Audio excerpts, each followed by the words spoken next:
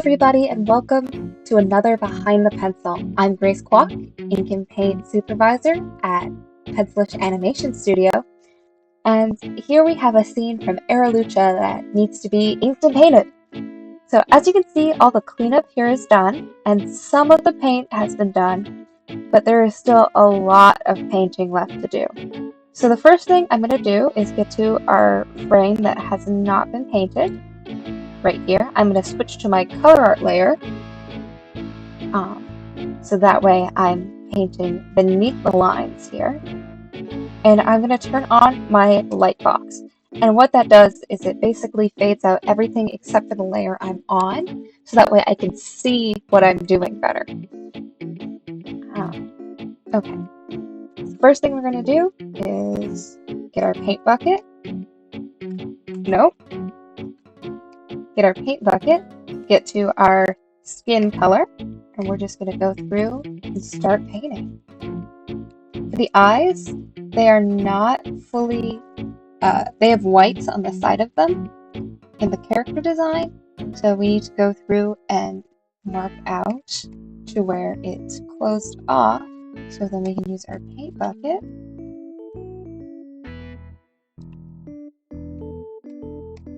There we go. So as you can see here, we use the paint bucket, but there's still some parts that did not get hit. We're just going to go through and paint those out manually.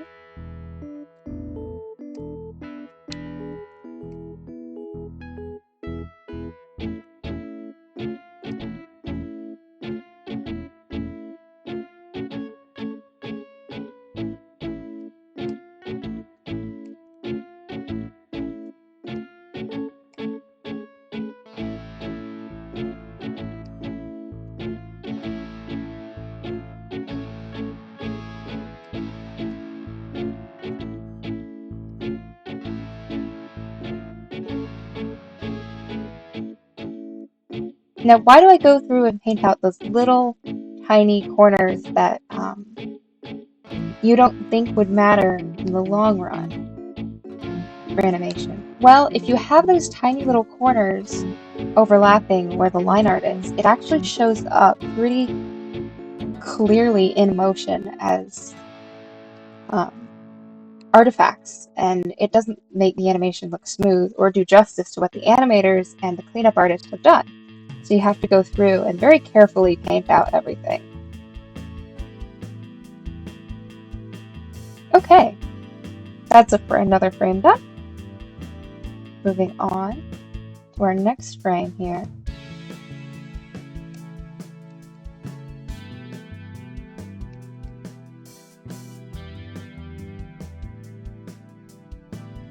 So as you can see here, there are some paint here that's overlapping, so we are just going to go through and carefully erase that so it's not outside the lines.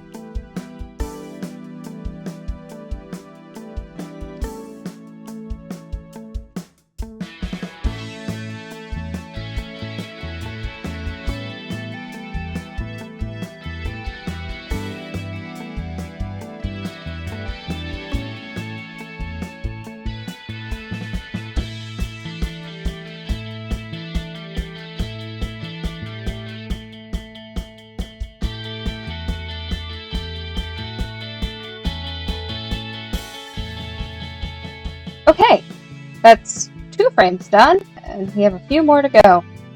But as you can see, ink and paint is a very methodical process. It's going through literally and checking each point as it comes through. Because if you don't, like here, okay, here's an interesting example of how we deal with this in ink and paint. This hand is cut off where there is no lines here.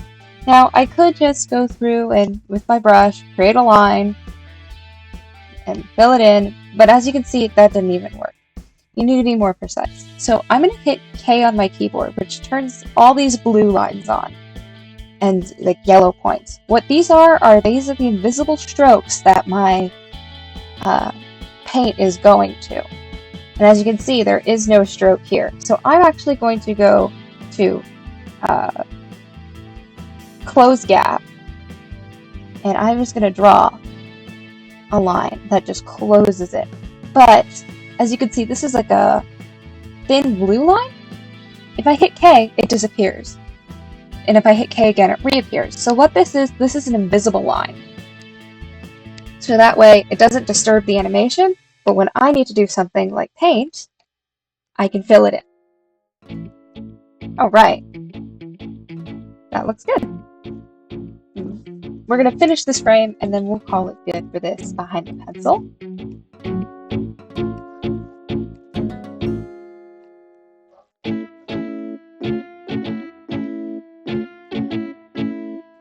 When you're inking and painting, it's very important to zoom in to make sure that you hit everything.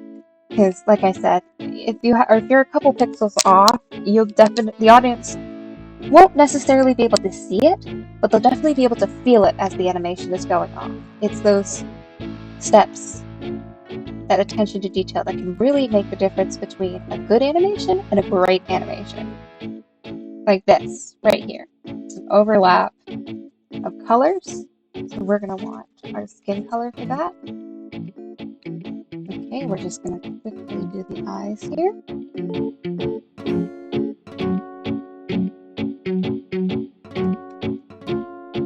Perfect.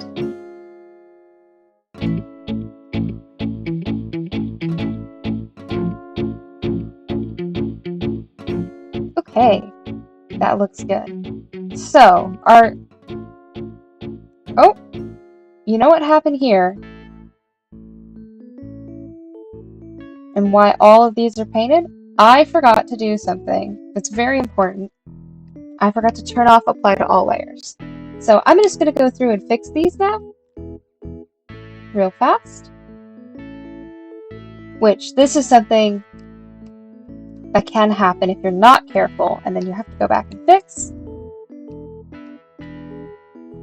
So always double check your settings. Okay, there we go. That fixes it. So there's our 3 frames.